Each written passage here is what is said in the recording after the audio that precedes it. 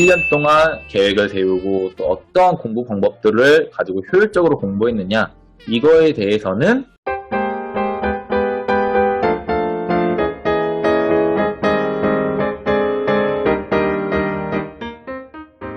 그렇다면 1년 동안 어떻게 공부를 해야 하는가? 1년 동안은 크게 이제 세 가지로 나뉩니다. 첫 번째는 이제 아무래도 스터디를 많이 하죠. 스터디가 사실 많은 분들에게 도움이 저는 된다고 생각해요. 자신의 부족한 점을 메꿔주기도 하고, 저 같은 경우는 아무래도 조금 의지가 떨어지기도 해서 그런 것들을 보완해주는 데는 스터디만 한 게 없더라고요. 그다음에 이제 스터디 말고 제 개인적으로는 플래너랑 그 다음에 이 단권화 과정을 했는데요. 이 두 가지는 사실 일반 학생들한테도 굉장히 많이 도움이 될 거라고 생각을 해요. 그리고 이제 스터디를 구하는 걸 이제 차근차근 말한 다음에 스터디를 통해서 어떻게 1년간 공부를 했는지를 설명을 할 건데, 이 스터디를 통한 공부는 결국 임용 공부가 아니더라도 일반 학생들도 어느 정도는 필요한 요소들을 뽑았을 수 있지 않을까 라는 생각들을 저는 좀 합니다. 자, 먼저 스터디, 12월에는 이제 스터디를 구하는 과정입니다. 12월에 스터디를 구해가지고 어떤 친구와 할지 정하고 이제 앞으로 어떻게 할지 계획을 간단히 정도는 짜보는 건데요. 스터디를 구할 때는 다양한 사람이 필요하죠. 그래서 다양한 사람이라고 하면 그냥 뭐 남자 여자 섞어야 되느냐 이거 정도는 아니고, 나를 보완해줄 사람이 필요하다라는 겁니다. 보통은 대표적인 게 저는 문과 이과가 좀 섞여야 된다고 생각하거든요. 또는 심지어 이제 교대도 그 안에 작은 과들이 있잖아요. 그래서 수학과와 영어과, 과학과 이런 것들을 좀 섞으면 훨씬 도움이 돼요. 그리고 예체능도 섞는 게 진짜 도움이 많이 되는 것 같거든요. 이런 부분들 여러분이 좀 한번 신경 써서 나를 보완해 줄 수 있는, 나의 단점을 보완해 줄 수 있는 사람을 서로 찾아가는 것, 이게 좀 중요한 것 같아요. 그래서 시작을 할 때는 조금 빡세게 해야 됩니다. 이 빡세게 한다는 건 뭐냐면은, 남들이 그 스터디는 국어 교과서를 매일 한 권씩 읽는다던데, 또는 국어 교과서에 있는 국어 책 내용을 읽는다던데 라고 하는 것도 우리도 해볼까 하면, 되도록이면 저는 다 해보는 걸 추천해요. 해봐야지 나중에 뒤돌아서서 내가 좀 안 해봤다는 거에 대한 후회 이런 걸 없게끔 만드는 것 같거든요. 그래서 저는 되도록이면 시작은 조금 빡세게 하는 걸 추천해요. 그럼 1, 2월은 뭘 하느냐? 인강을 들어야 됩니다. 결국은 시험 합격이기 때문에 시험에 포커스가 맞춰진, 임용이라는 시험에 포커스가 맞춰진 인강을 듣긴 들어야 되고, 그 다음에 복습을 해야 돼요. 이 복습하는 방법은 사실 스터디마다 되게 다양한데, 저희는 이제 쪽지 시험 같은 걸 봤어요. 매일 돌아가면서 예를 들어서 이번 주에 이번 스터디가 끝나고 나면 이 스터디 내용에 대해서는 제가 문제를 내고, 그 다음에는 다른 친구가 문제를 내고, 뭐 이런 식으로 쪽지 시험을 내는 걸 했는데요. 그걸 한 이유는 뭐냐면, 암기, 꼭 외워야 되는 걸 암기하기 위해서였어요. 예를 들어 오늘 수업 모형을 배웠다 하면은 이 수업 모형을 쪽지 시험으로 내야지만이 내가 머릿속에 넣을 수 있기 때문이었던 건데, 이러한 것들은 사실 잊어도 돼요. 잊어도 되면 왜 외우냐?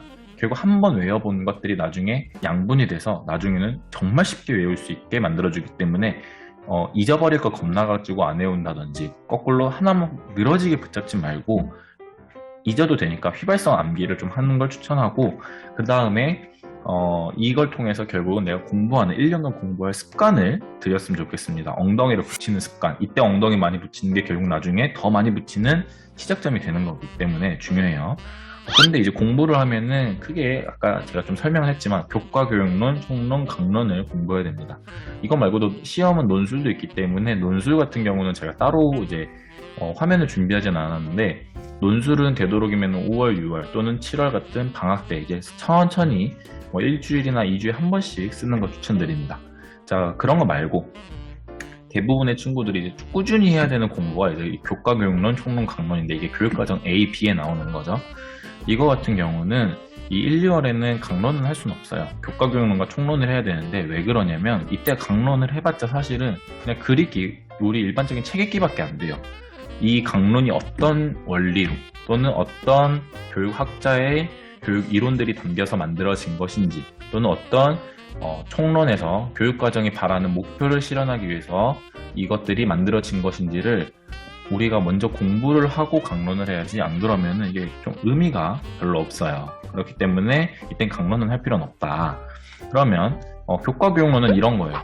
리코나의 통합적 인격 교육론, 이게 제가 도덕에 대한 내용을 제가 가져왔는데, 이런 학자들, 아리스토텔레스는 이런 거를 주장했다. 그 다음에 덕교육이란 건 이런 거다. 이런 것들을 이때 배웁니다. 이게 교과 교육론이고, 총론은 뭐냐면은 국가에서 아까 제가 좀 얘기했지만 국가에서 발표한 도덕은 이런 거 가르쳐야 돼. 이런 얘기들이 있었죠. 이런 것들인데, 이런 것들은 도덕과에서는 자율적이고 통합적인 인격 형성을 위해 뭐 이런 얘기인데 이건 2015년 내용이기 때문에 아마 이제 여러분들이 볼 내용이랑은 조금 동떨어지지 않았나라는 생각을 합니다. 어쨌든 이런 것들은 이제 인강에서 다 다뤄주니까 큰 문제가 안 되는데 이런 것들을 1, 2월 때 열심히 하면은 3월에서 6월은 이제 사실 어느 정도 방향성이 잡혀요. 그래서 3월에서 6월은 인강 듣고 복습을 하는 거에 더해서 기출 분석을 해야 돼요.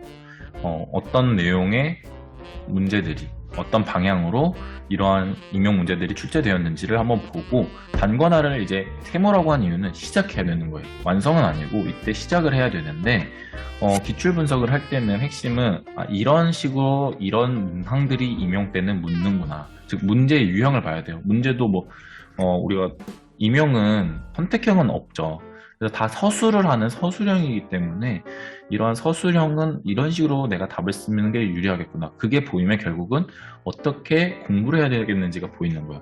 이 말은 일반 임용이 아니더라도 수능을 치는 학생이들 일반 공부를 하는 친구들한테 정말 도움이 많이 되는 건데 결국 기출을 분석한다는 거는 경향과 그다음에 모범 답안을 공부하는 거기 때문에 이거 이미 냈으니까 또 안 내겠지라는 그런 차원의 접근이 아니라 내가 이런 방향으로 어떤 내용들을 중점을 갖고 공부를 해야겠구나를 익히는데 사용하는 거죠. 그 다음에 단권화. 단권화는 아까 말했듯이 하나의 책으로 이게 정리를 하는 건데 제가 단권화 한 책이 이런 책이에요. 근데 이게 그렇게 안 두꺼워요. 그럼 어떻게 이걸 다 정리하느냐? 아까 책장 하나라 그랬는데 어떻게 이걸 하나로 정리하느냐? 이런 식으로 정리합니다. 이게 어떻게 정리냐면 잘 보세요. 수업 과정 이러면서 지식의 중심의 수업 과정 하는데 이 프린트 된 게 있는데 또 엄청 옆에서 쓴 게 있죠. 이걸 어떻게 한 거냐면 저는 일일이 정리를 제가 직접 하는 거는 너무 오래 걸리더라고요. 저는 좀 손이 느린 편이기도 해서 그래서 이제 선배한테 이미 임용을 합격한 선배한테 단권화된 걸 받아요. 그 다음에 이 파일을 받은 다음에 여기다가 제가 인강 강사가 설명한 것들을 보충하는 식으로 썼어요. 이제 이거는 단권화 치고는 되게 디테일하게 다 설명을 제가 써놓은 거긴 한데 사람마다 그 디테일의 범위는 다른데 저는 다시 그 책을 안 보고 싶어서 이렇게 그 복습을 하면서 이 단권화된 파일에다가 하나씩 추가하는 식으로 했어요. 근데 이거는 1, 2월 달에 이게 추가한 게 아니고 아까 말했듯이 3월에서 6월 이때 그냥 인강 듣고 복습할 때 말고 다시 따로 시간을 잡아서 복습할 때 이 과정을 하면서 단권화를 진행을 했습니다. 그래서 보면은 어떤 경우는 이렇게 그냥 다 있어요. 그냥 다 있는데 거의 제가 추가로 쓴 게 없죠. 근데 가끔 이렇게 아예 새로 추가되는 경우도 있다. 왜냐면 그 다음 해부터 적용되는 뭐 교육과정이라든지 새롭게 제시된 가설이라든지 뭐 이런 것들이 있을 수도 있고 교육론도 있을 수 있고 그런 것들 때문에 추가적인 게 그때그때 생기니까 이런 것들을 추가하면 훨씬 도움이 됩니다. 자, 그런데 3월부터 6월 사이에 보통 4학년들은 교생 실습을 나가죠. 이 교생 실습은 사실 2차 면접의 최고의 교보제예요. 교생 실습 때 간다는 거는 내가 정말 비판 없이 많은 것들을 받아들일 수 있다는 거예요. 이 비판 없이는 안 좋은 거 아니냐? 저는 조금 이때는 비판을 뭐 하고 말고 할 게 아닌 것 같아요. 그냥 나 스스로에 대한 비판을 하는 거는 정말 필요하지만 나를 가르쳐주는 분한테는 일단은 무조건 다 흡수하세요. 지금 거의 제로에 가까우니까. 그래서 이때 하는 것들이 결국 2차 면접을 따로 준비하지 않을 수 있는 정말 최고의 기회다라고 저는 생각합니다. 그래서 7월하고 8월, 7, 8월은 인강 복습하고 그다음에 이제 단권화가 이때쯤은 전 끝났었어요. 근데 이게 길어지면 9월도 됐고 10월까지 좀 너무 긴 거고 9월 정도 되면 단권화가 끝나야 된다고 전 보고요. 이때부터는 휘발성 암기는 안 되고 이제 남들이 알만한 게 모두 머릿속에 다 암기가 돼야 돼요. 그래서 저는 이때 정말 이게 꿀팁까지는 아닌데 저는 짝 스터디를 많이 운영했어요. 짝 스터디가 뭐냐면 1대1로 하는 건데 예를 들어서 오늘은 뭐 수학, 교과 교육론을 같이 복습하자라고 서로 정하면은 이걸 오늘 하루 종일 외우는 거예요. 그 다음에 이걸 서로 이제 묻고 답하면서 이거 한 권을 다 말할 수 있을 정도. 근데 그때 남들이 알만한 거 위주로 이제 다 얘기를 하는 수준에서 암기를 끝냈었죠. 자, 이제 9월은 인간과 복습을 끝낼 시기죠. 이때쯤이면 다 인간과 복습은 다 끝나고 이때 암기하는 건 남들이 모를 만한 것도 다 암기를 해야 돼요. 이거 이제 사실 고득점이 아니고는 필요 없다고 하지만 사람이 결국은 공부를 하다 보면 욕심이 생기고 고득점을 노리는데 만약에 이걸 하고 싶다라면 전제 조건이 있죠. 남들이 알 만한 건 다 안다는 전제 조건이에요. 그걸 알고 그다음에 이제 남들이 모를 만한 것을 조금 더 확장해서 암기를 하는 건데 이때 꿀팁이 아까 말했지만 저는 짝스터디가 진짜 도움이 되고 이때쯤에 짝스터디를 거의 한 3개 정도 돌렸던 것 같아요. 기본 스터디에다가. 그러니까 뭐 예를 들어 하나의 스터디는 교과 교육론, 하나의 스터디는 총론, 하나의 스터디는 이제 뭐 수업 모형 짝스터디 이런 식으로 해서 남들이 알 만한 것들을 놓치지 않으면서 그러니까 단기 기억이었던 걸 장기 기억으로 늘리면서 또 체크를 해가는 걸 많이 했었던 것 같아요. 그리고 이제 그 다음에 문제풀이를 한다. 이 문제풀이는 못 맞추고 잘 맞추고 그 점수에 연연할 때는 아니고 그냥 하면서 내가 이렇게 풀어가고 있고 대충 이게 어디 페이지쯤에 나오는지를 알고 또 그러면서 내가 이런 부분도 외워야겠구나 라는 걸 생각해보는 수준이지 어차피 이때 나오는 문제풀이 뭐 예를 들어 다시 한번 기출문제를 푼다든지 또는 강사들이 낸 문제를 풀어도 어차피 그건 나올 수가 없는 거예요. 그건 다 제하고 하기 때문에. 그렇기 때문에 이때 하는 문제풀이는 어떤 감을 익히는 수준이다. 그리고 10월에는 이제 암기를 하는데 이때 암기 방법은 아까 했던 뭐 짝스터디 이런 것도 중요하지만 이때는 이제 회독 늘리는 암기예요. 무슨 얘기냐면 계속 처음부터 끝까지 반복하면서 빨리빨리 읽는 거예요. 저 같은 경우는 이제 이때는 거의 뭐 2, 3일에 한 번씩은 1회독을 했어요.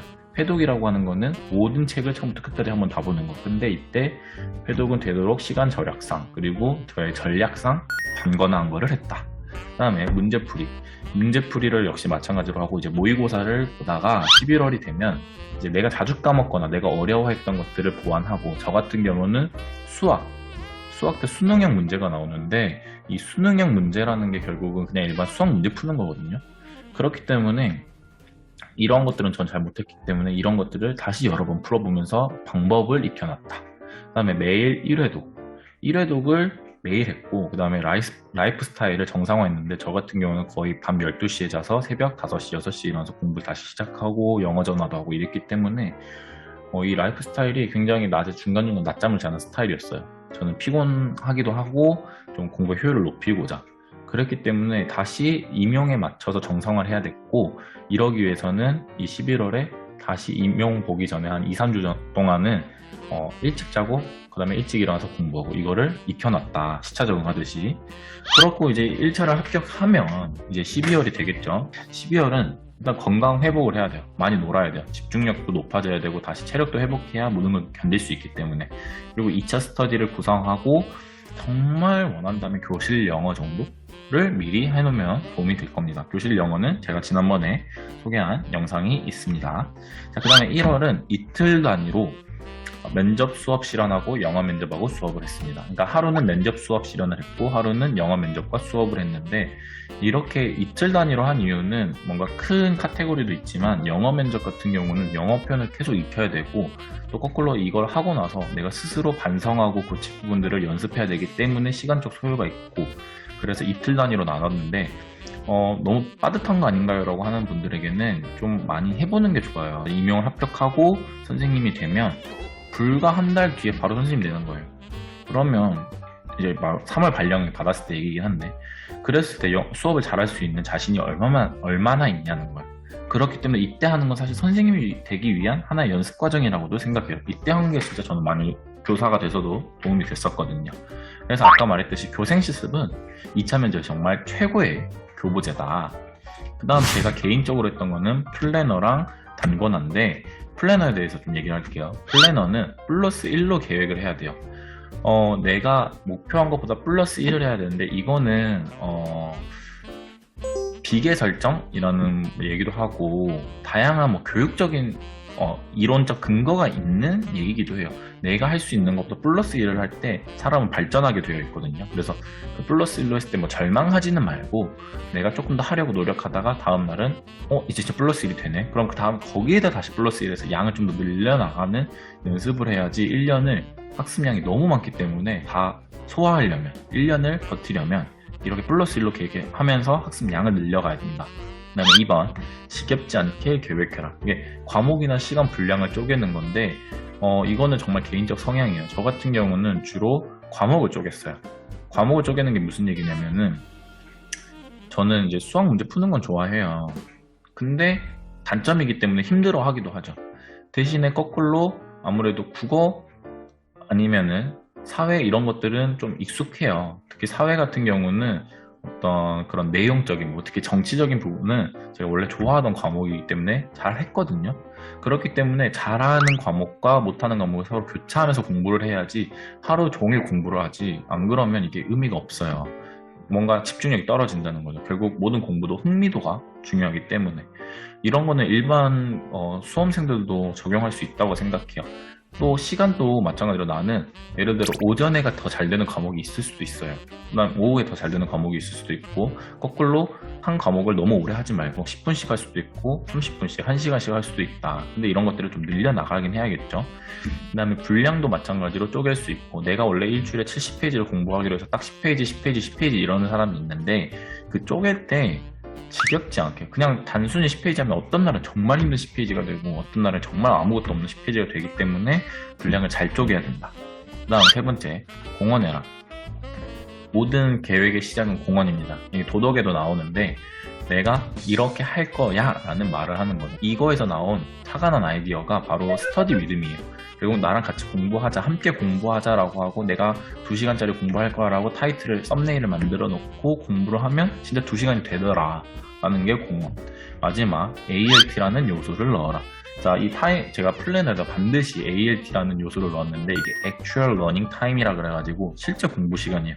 공부하다가 딴 생각하면 무조건 이건 포함 안 하는 거예요. 그래서 옆에 딱 스톱을 지켜놓고 딴 생각하거나 휴대폰 하는 순간 스탑. 처음에는 5분 지속하기도 힘들어요. 아니, 교대 갈 정도로 공부를 많이 했는데 그게 안 된다고 하는데 안 돼요. 이 인고생의 삶을 살기 시작하면 다시 늘어나요. 그리고 이거는 수험생들한테 정말 좋은 거거든요. 이게 공부의 질을 높이는데 저는 이거만큼 큰 혜택을 본 게 없었던 것 같아요. 그 ALT 인증 스터디도 저는 했어요. 근데 스터디가 거의 막 1년 동안 6, 7개 했던 것 같아요. 제가 하자고 한 것도 있었지만 친구들이 좀 같이 하자고 한 것도 있었고, 그 다음에 이제 단권화인데, 단권화는 아까 말했듯이 새로 만드는 것보단 기존 자료에 더하는 게 좋다. 아까 보여드렸듯이 기존에 이렇게 수업 모형이 있으면 그에 따른 특별한 내용들이 있다면은 유의점이 있다면 나는 여기다가 좀 더 추가할래 라고 해서 하는 거죠. 외울 때는 역시 청킹인데, 이 청킹은 이거는 일반 사람들도 정말 수험생이 아니더라도 외울 때 정말 도움이 되고, 저는 가끔 이제 수업 중에도 막 이런 것들을 하기는 해요. 대표적으로 하나 보여드릴게요. 여기 보면은 이게 체육과 교수학습의 방향인데, 교수학습의 방향을 보면 1부터 5까지 있어요. 이거 그냥 외우라고 하면 어렵죠. 근데 이게 순간적으로 머리에서 떠오르려면 교수학습의 방향을 저는 어떻게 외웠느냐, 여기 이렇게 있죠. 효자, 개통, 인성. 체육 교수학습을 열심히 할 때는 효자가 개통할 수 있게, 인성을 개통할 수 있게 하자라고 외웁니다. 이 한 줄 외우는 건 어렵지 않잖아요. 근데 이걸 왜 외우냐, 효자, 개통, 인성이라는 거는 각 1, 2, 3, 4, 5에서 하나의 단어씩 또는 하나의 글자씩을 뽑아낸 거예요. 근데 효자, 개통, 인성, 뭔가 말이 웃기죠. 이런 것들을 넣으면은 우리가 순간적으로 그 전원 버튼 누르듯이 뇌에다가 저장해 놓은 것을 쉽게 꺼낼 수 있는 실마리이자 스위치다. 자, 그래서 이렇게 청킹을 많이 만드는 사람이 결국은 거의 승리한다라고 볼 정도로 유명한 이 청킹 만들기가 정말 다들 혈안이 되어 있는데, 너무 어거지만 아니면 사실 웬만한 건 잘 외워져요. 이 청킹을 이용하면. 그래서 이거 역사적인 사실. 우리가 청킹의 대표적인 게 우리 태종태세 문단세, 우리 조선의 왕들을 외울 때 이게 바로 청킹이거든요. 그래서 이런 청킹들을 잘 활용하는 사람이 결국 암기 싸움에서 이긴다. 세 번째, 현실감 있는 암기. 저는 스토리가 있는 걸 좋아해요. 그래서 교수학습 때 이런 걸 지도할 때 유의점 이런 걸 떠올리면 내가 교생 실습할 때 이런 것들이 잘 안 됐지를 오히려 떠올려. 그러면 자연스럽게 유의점이 나오는 것 같아요. 그러다 보면 이게 결국은 나한테 도움이 되는 공부구나 하면서 더 공부할 동기도 생기더라고요. 그래서 현실감 있는 암기를 했으면 좋겠고, 자, 이제 네 번째, 단기 언젠가는 장기. 이게 무슨 얘기냐, 결국 꾸준히 하면은 언젠간 외워진다는 거예요. 이게 엉덩이 싸움이기도 해요. 그래서 이렇게 열심히 하면 결국 여러분이 이런 원하는 결과를 얻을 수 있습니다. 자, 오늘은 제가 여러 가지 설명했는데 암기를 하는 방법에 대한 얘기도 살짝 얘기를 했고 공부법을 조금 방출했죠. 두 번째로 과목별 공부법이 있다. 이거 같은 경우는 사실 시간 관계상 제가 다루지는 못했어요. 그렇지만은 과목별로 어떤 공부를 하면 되는지에 대해서는 추후에 다른 영상들을 하고, 이때 영상은 학생들이 이렇게 공부하면 좀 좋을 것 같다라는 생각과 그 다음에 임용 공부하는 사람들이 공부를 해야 되는 방향성, 이것들을 조금 나눠서 한번 제가 영상을 만들어 볼게요. 그 다음에 많이 풀어라는 앞에서 설명했고, 마지막 시간 조절. 이거는 이제 임용을 앞두고, 임용 1차를 앞두고 어떻게 시간 조절을 해야 되는 건데, 이거는 이제 1차는 이미 보통 끝났기 때문에 제가 이거는 내년쯤에 한번 만들어 보도록 하겠습니다. 자, 오늘 어쨌든 이런 걸 제가 소개했는데, 결국 방법은 또 각자만의 방법이 있기 때문에 꾸준히 성실히 최선을 다해서 하는 사람은 저는 성공한다는 거를 이때 배웠어요. 사실 인생 살면서 능력이 최고지, 좀 천재성을 가진 사람이 최고지라고 하는데 물론 그런 사람도 있죠. 그렇지만 임용 공부는 정말 양이 너무 많기 때문에 이런 임용 공부는 결국 성실한 사람이 승리한다는 걸 보고, 아, 내가 교사로서 성실한 것이 정말 중요하다는 걸 아이들한테 가르쳐 줘야겠다라는 가치관을 다시 한번 정립해준 정말 잊지 못할 시험인 것 같습니다. 그래서 이 영상을 보는 모든 분들이 꼭 임용 공부를 해서 또는 임용 공부를 하지 않더라도 자신이 원하는 걸 성실하게 해서, 이게 뭐 이번 당장일지 조금 더 뒤일지 모르겠지만 좋은 결과로 이어질 거라는 거는 제가 보장드릴게요. 그래서 다들 열심히 공부하시고 열심히 하셔서, 그렇지만 그 안에서 나를 너무 갉아먹지 말고 나를 좀 스스로 챙겨가면서 열심히 해서 다들 좋은 결과 있으셨으면 좋겠습니다. 그럼 다음에 보겠습니다. 안녕.